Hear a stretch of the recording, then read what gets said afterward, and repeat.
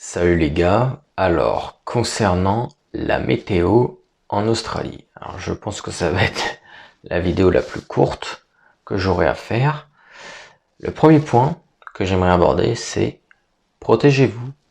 Je raconte une petite anecdote. Donc j'avais un très bon ami qui de temps en temps passait l'après-midi entière à la plage, et une fois il s'était endormi à la plage et il s'était réveillé et il avait des cloques de partout sur la tête. Il avait, attention si vous mangez, il avait du pus qui en suintait.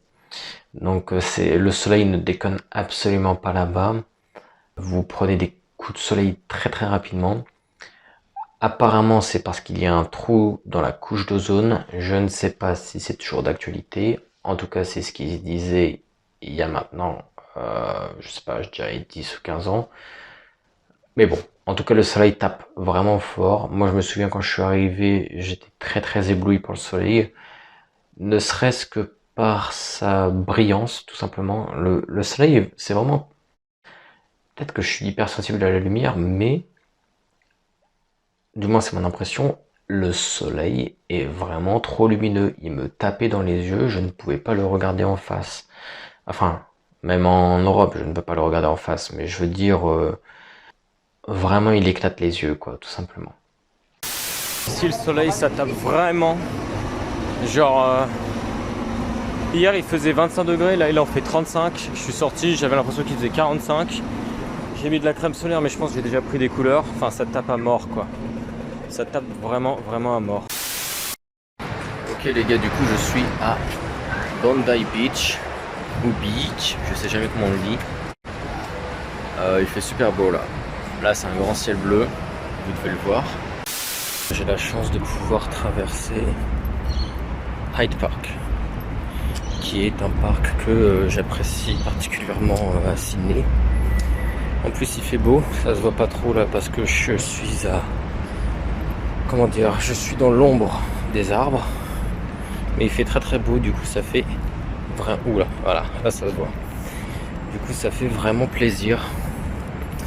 Hyde Park que je recommande. Ces nuages sont assez stylés. Et encore que, là il ne bouge pas, mais il y a quelques instants il bougeait. Et franchement je trouve que c'était assez stylé la manière dont il bougeait. Ensuite, le deuxième point, c'est ça, un parapluie. Munissez-vous d'un parapluie parce qu'il peut y avoir des tempêtes dans tous les sens. Ça prévient pas ou peu.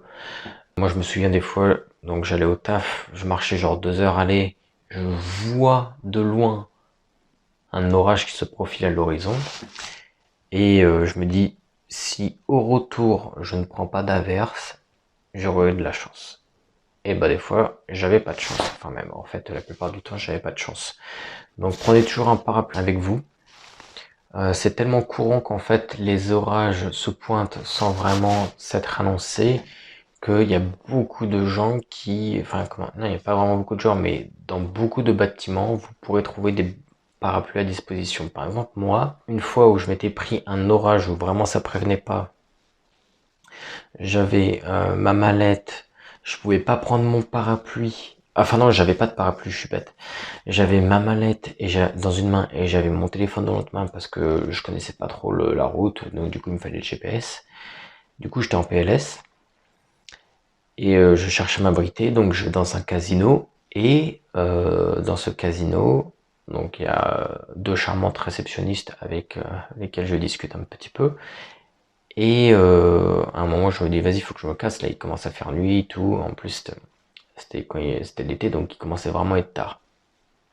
Je me dis il faut que je me casse, est-ce que vous pouvez me donner un parapluie? Et ouais, à un moment donné, gratuitement, un parapluie, ils en ont tellement franchement à revendre, j'ai envie de dire, que si vous n'êtes pas trop le dernier des C tatata, eh bien vous pourrez vous arranger pour qu'ils vous donnent un parapluie. Donc là ça a été franchement sympathique, mais quand elles m'ont donné le parapluie, elles m'ont dit je te conseille dans tous les cas de ne pas t'en servir pour cet orage là parce que c'est un orage électrique, du coup s'il y a un éclair t'es foutu.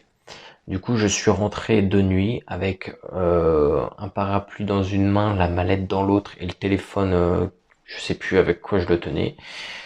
Franchement, compliqué. Nuit, vent, température froide, pluie, fort vent. Voilà, c'était pas la meilleure balade de ma vie. Mais du coup, ouais, je vous conseille quand même d'avoir un parapluie au cas où vous auriez affaire soit à de la pluie gentille, soit à des orages non électriques. Non mais les gars, c'est quoi ce pays là? Bon, on m'avait dit l'Australie c'est le pays du soleil. Il pleut.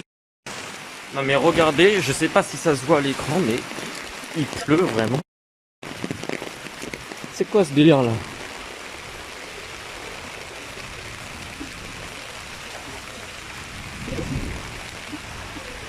C'est quoi ce délire? Il y a des pluies tropicales.